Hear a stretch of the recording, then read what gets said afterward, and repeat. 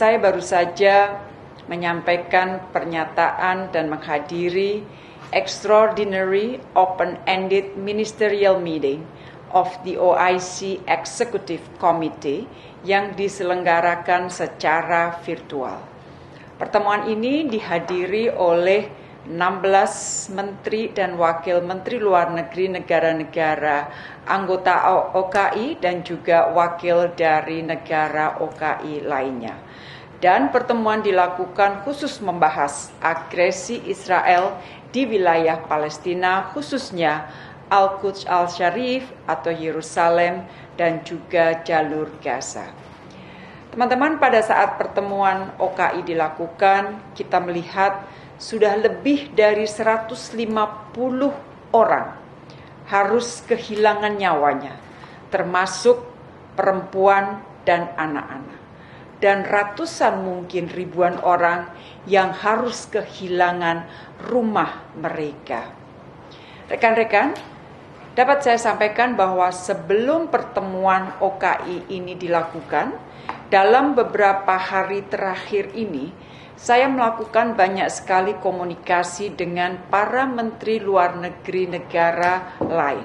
Antara lain dengan Palestina, Malaysia, Brunei Darussalam, Mesir, Jordania, Turki, Saudi Arabia, Qatar, Tunisia, Vietnam, India, Norwegia, Inggris, dan juga High Representative of the Union for Foreign Affairs and Security Policy dari Uni Eropa, atau kita biasanya HRVP Uni Eropa.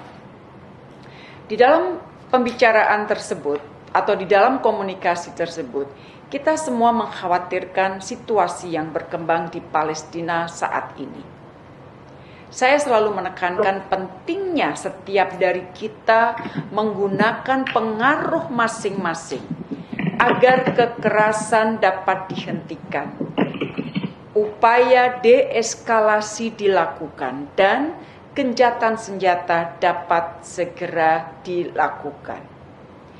Dalam komunikasi tersebut, kita juga bertukar pikiran mengenai berbagai forum dan mekanisme internasional yang dapat kita pakai untuk membantu Palestina dan meredakan situasi ketegangan saat ini.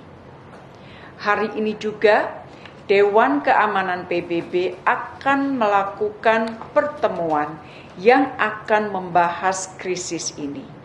Kita masih belum tahu apa hasil dari pertemuan Dewan Keamanan PBB pada hari ini. Teman-teman, itu komunikasi pada tingkat saya. Pada tingkat yang lebih tinggi lagi, pada tingkat pemimpin atau leaders, Presiden Republik Indonesia juga melakukan komunikasi dengan sejumlah pemimpin yang juga membahas situasi Palestina. Selain itu, di dalam komunikasi-komunikasi tersebut, Presiden Republik Indonesia juga membahas tindak lanjut dari ASEAN Leaders Meeting dan juga proses perdamaian Afghanistan. Dan dapat saya sampaikan bahwa menindaklanjuti komunikasi tiga pemimpin di Asia Tenggara, yaitu Presiden Republik Indonesia, Perdana Menteri Malaysia, dan Sultan Brunei Darussalam, maka Indonesia, Malaysia, dan Brunei Darussalam telah sepakat untuk mengeluarkan joint statement mengenai sikap ketiga negara tersebut terhadap situasi Palestina saat ini.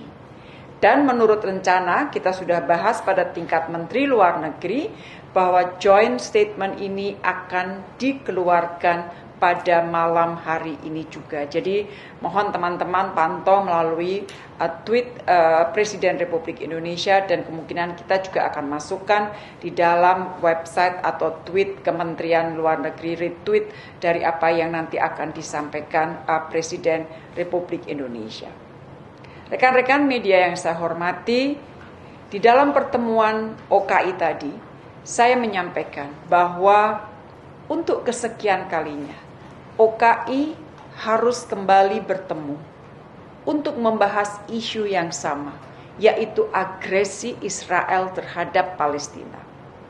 Sejak OKI didirikan, komitmen negara OKI tidak pernah luntur dan terus bertekad untuk bersama Palestina di dalam memperjuangkan hak-haknya.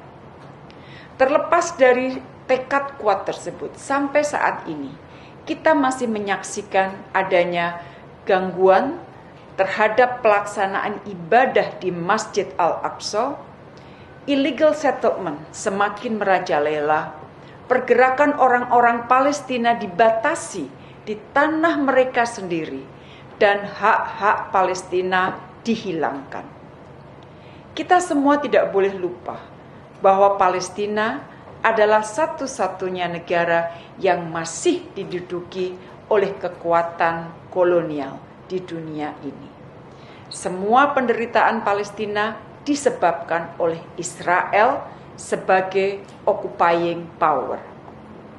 Indonesia mengecam keras semua tindakan yang dilakukan oleh Israel. Yang lebih melukai lagi, tindakan tersebut dilakukan di bulan suci Ramadan dan di hari raya Idul Fitri. Teman-teman media yang saya hormati, untuk itu di dalam pertemuan tadi, Indonesia menyampaikan atau mengusulkan beberapa langkah kunci yang harus dilakukan oleh OKI. Langkah kunci pertama adalah memastikan adanya persatuan. Persatuan di antara negara anggota OKI, persatuan di antara semua pemangku kepentingan di Palestina. Tanpa persatuan, OKI tidak akan mampu menjadi penggerak bagi dukungan internasional untuk Palestina. Di saat yang sama, bangsa Palestina hanya bisa mencapai cita-citanya untuk merdeka apabila mereka bersatu. Langkah kunci kedua, OKI harus mengupayakan terciptanya gencatan senjata segera. Saya menyerukan agar masing-masing negara OKI menggunakan pengaruhnya masing-masing, menggunakan pengaruh yang mereka miliki untuk mendorong gencatan senjata secepatnya. Dan semua tindakan kekerasan harus segera dihentikan. Langkah kunci ketiga adalah agar OKI tetap fokus membantu kemerdekaan bangsa Palestina. Dalam kaitan ini, OKI harus lebih keras berupaya untuk mendorong dimulainya kembali negosiasi multilateral yang kredibel, yang berpedoman pada parameter yang telah disetujui secara internasional dengan tujuan mencapai perdamaian yang lestari berdasarkan prinsip solusi dua negara.